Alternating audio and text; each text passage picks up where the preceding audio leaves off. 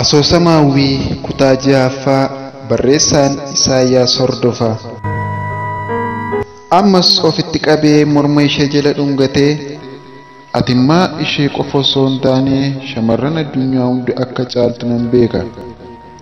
Ati hundumaa ni caalta, baay'istee bareedduu akka taate barattooti mana barumsaa keenyaa hundi dinqisiifannaadhaan dubbatu jedhe kokkolfaa.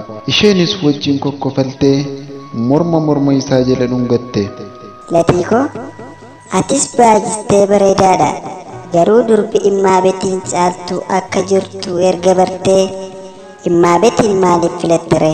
Akkam gaaffiin kee naaf hin galle. Dubbiin maaliif dafeesiif hin galuu Latiikoo? Ani attam abbaa koo godhu Latiikoo? Dubbiin dafeesiif hin galu. Calluma jedhi, kan kee na harka jirti, kan koossi harka jira. Murtiin kan lamaan keenyaati. Immaabetiin kan caaltu qabdaa dammaqii jette. Ammas kokkolfite, isas koffalchiiste. Haala kanaan deemaa gidduutti ammoo lamaanuu yaada mataa isaanii garaatti yaadaa deemu. Hawwiin garaa isheetti, maali Latiif, maaliif dubbiin dafee hin galuufi?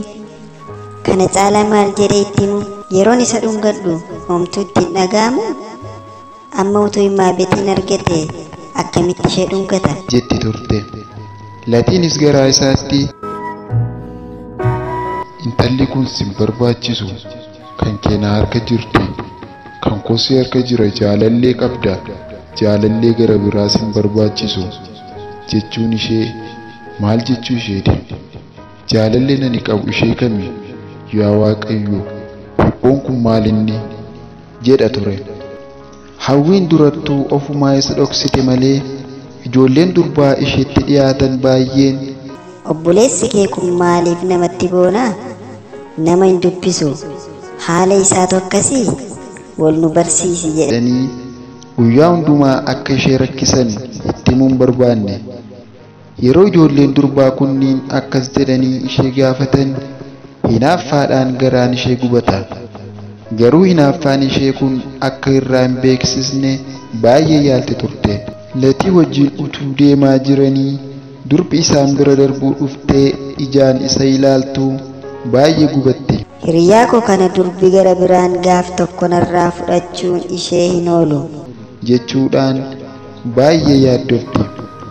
Latiinis hawwiin maaliif Immaabeetirraa akka isa faccistu sirriitti ifa hin taaneef, sababiin isaas hin galleef. Shamarran hawwiin kutaa tokko waliin barattuu fi kutaa ishee cina jiran wal quunnamtii isaanii cimsachuudhaan itti dhiyaatanii wajjin haasa'uu baay'isan. Yeroo barumsa irraa boqonnaaf gadi ba'an gara hawwiitti fiiganii, kottu deemnee shaayii dhugna ittiin jedhanii fudhatanii deemu. Manni shaayis mooraa mana barumsaa keessa buufata booyii iskaawitii biraadha. Haaluma kanaan gaaf tokko wajjin deemti. Gaaf kaan immoo Latii to'achuuf akka isheef mijaa'uuf hiriyoota ishee afeeran kunniin wajjin deemuu diduudhaan biraa hafte turte. Latiin na eeginaan jedheera, isan eega. Waan kana ta'eef isin deemaa ittiin jetti. Isaanis Latii sababii barbaadaniif, maaloo deemii waami, dhufee shaayii nu wajjinaa dhugu, isaa wajjinaa haasa'uu barbaanna yeroo ittiin jedhaniis ni diddi. Hiriyooti ishee kunniin Latii akka barbaadan waan hubatteef hinaaffaan ishee gubuu itti caalaa deeme. Latiin durbaa wajjin akka haasa'uun feetu. Mooraa mana barumsaa keessatti yaaddoo kanaan akkasitti hinaaffaadhaan gubachaa oolti. Haalli kun boqonnaa ishee dhorkuutti ka'e. Kanaaf yeroo boqonnaaf barumsa irraa gadi ba'an shamarran hiriyoota ishee wajjin teessees haa ta'u qofaa ishee yookaan ammoo isaanuma wajjin gaafa mana shaayii deemtuu fi eessallee taate ijaallatiin eenyu wajjin akka jiruu fi durba isa ilaaltu to'atti. Shamarran hiriyootni hawwii kunniin wal quunnamtii ishee waliin qaban kan cimsuu jalqaban ergama lamaaf ture.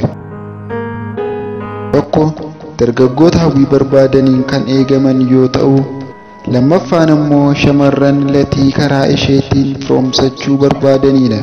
Hawwiin ergama lamaanuutti baay'ee aartee gubatti.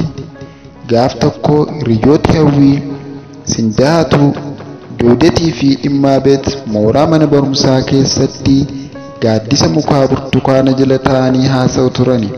Immaabeet akkas jette. Hawwii obboleessa kee kun maaliif nama hin dubbisu? Doodoteenis akkas jette.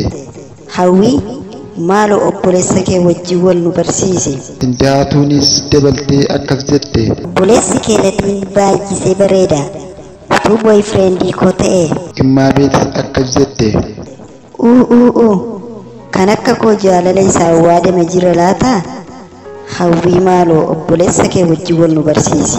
Yeroo isaan akkas jedhan hawwiin battalaan fuula ishee isaanirraa galagalchitee. Nan bade edaa hiriyooti koo kunniin Latii koo ilaalaniiru na harkaa fudhachuuf jechuudha. Nan bade Latiin koo na waliin guddatee durbi gara biraan na cinaa fudhachuufi jette. Immaabeet. Ani kan na dhibu hawwiin maaliif Latii wajjin wal nu barsiisuu hin barbaanne garuu dhuguma obboleessa keetii jette. Sindaatuun. Immaabeet gaaffii sammuu koo keessa deddeebi'uu kaaste. Dhuguma isin obbolaadhaa? Ati hawwii baalchaa inni ammoo Latii jireenyaadha. Doodoteenis. Lakki isaa hawwiin ofiif dhuunfachuuf barbaaddeeti malee obbolaa miti ittiin fakkaanne. Garuu bifti isaanii wal fakkaata. Lamaanuu babbareedoodha. Jennaan hundi isaanii ergaan takkaa kolfan. Yeroo kana hawwiin akka qaana'u ta'uudhaan. Haati koo fi abbaan isaa obbolaadha. Iccitiin gara biraan hin jiru.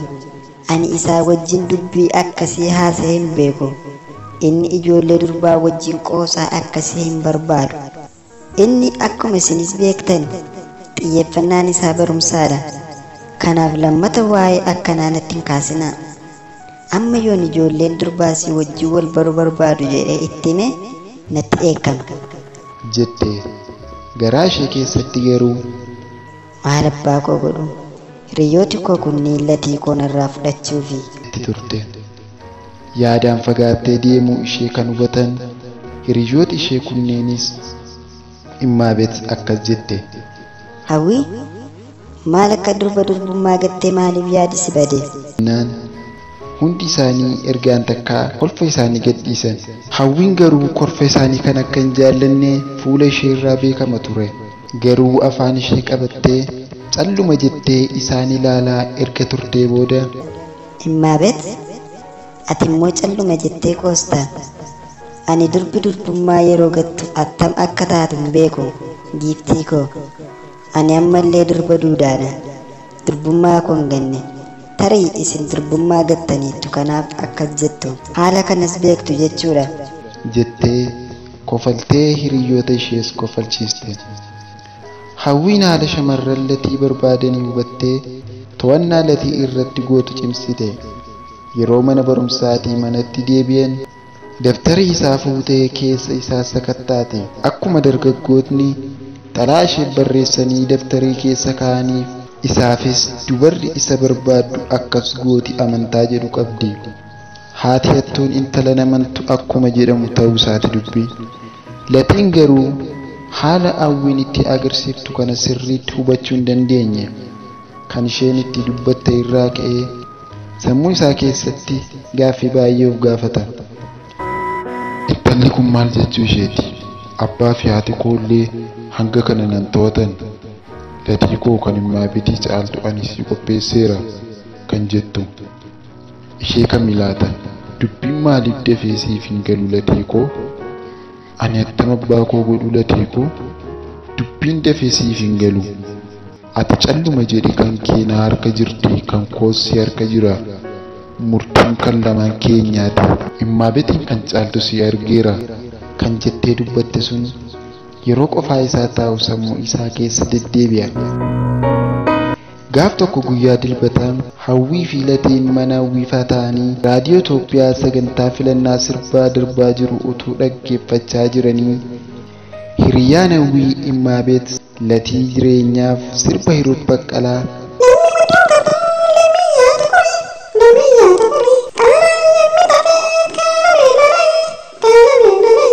jedhu filatteef dhaga'an. Latii yeroo maqaa isaa raadiyoonii irraa dhaga'u baay'ees gammade. Hawwiin garuu battalumaan fuulli ishee geddarame. Ija ishee akka eeboo latii irratti dhaabdee cal jettee yeroo xinnoof erga isa ilaalaa turtee booda utuu hoomaan dubbatin kaatee raadiyoonicha cufte. Kana booda gola isheetti darbitee haati hawwii ala teessee geeshoo caccabsaa waan turteef gidduutti raadiyooniin cufamnaan idduma teessuu osoo hin kahin sagalee ishee ol kaaftee, maaliif raadiyoonii cuftanii hawwii koo? jette. Firri fira isaaf durbi dargaggeessa jaallatuuf, dargaggeessi durba jaallatuuf filuun waan barameedha. Imaabeet Latiif sirba filuun ishee jaalala isaaf qabdu ifa gochuuf ture.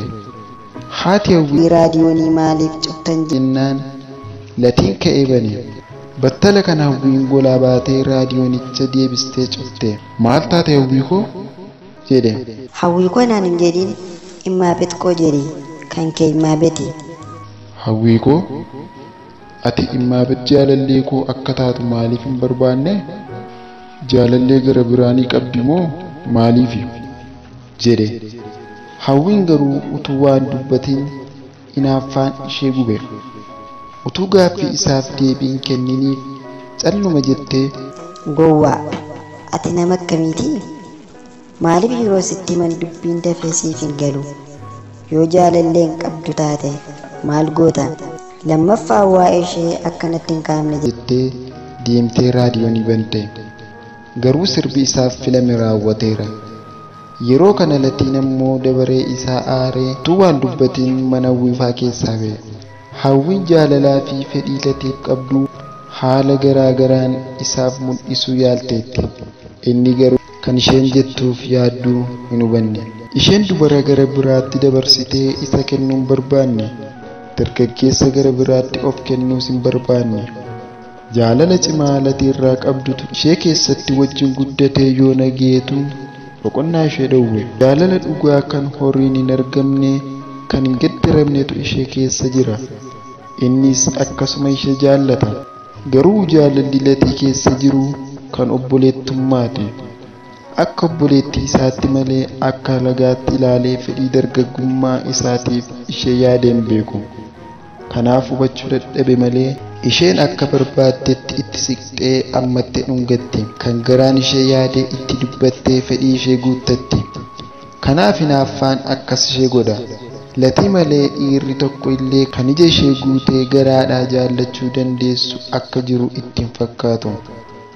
Hamma dhuma lubbuu jireenya isheetti isaa wajjin ta'uuf murteessiteetti. Kanaaf to'annoo itti cimsiti. Imaabeetiinis akka diinaatti ilaaluu jalqabde. Garuu sababii kanaan jibba ishee irraa qabdu ifatti osoo hin mul'isin tooftaan abdii ishee kutachiisu barbaadde. Latiin nama amantii waan ta'eef dhimma akkasiin jaallatu. Kanaaf lammata yaada kana dhiise jettee akeekkachiistee irraa kutte. Latiin garuu Imaabeetiin jaalallee isaa godhachuuf fedhiin qabu isa keessaa hin banne. Qofaatti ishee argatee akka ishee jaallatu itti himuuf gaadaa jira. Hawwiinis akka inni ishee wajjin wal hin quunnamne baay'ee yaalti. Yeroo mana barumsaa irraa mana isaaniitti deebi'an qofaa isaanii, yeroo namni naannoo isaanii hin jirre qaamaan wal qaqqabuudhaan, wal qirqiruudhaan, akka fedhan iddoo fedhan qaama walii tuttuquudhaan ni taphatu.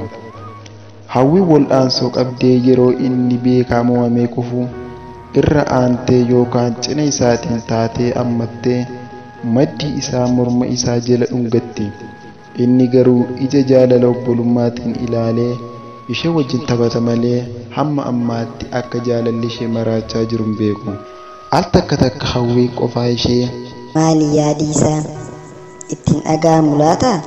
Suma immoo yeroo wal'aansoo wal qabnee hidha koo gidduu na qaqqabuu fi na qimmiiduu, yeroo guntuta koo qabee na eeyyisiisu, ani ammoo laphee isaa irratti jorgaa jedhee irra yeroon ciisu isatti hin dhaga'amu jetti.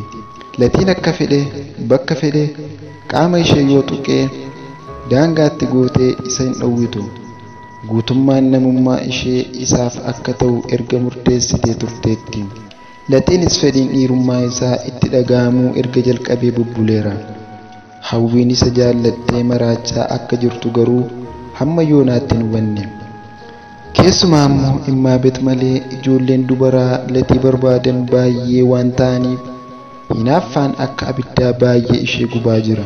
Hawwii koo har'a immoo Immaabeet faa wajjin teessanii yeroo haasoftan isin argeera. Akka nu gaddeetti haasaa ho'aa qabattaniittu. Haasaa faayidaa qabuun turre.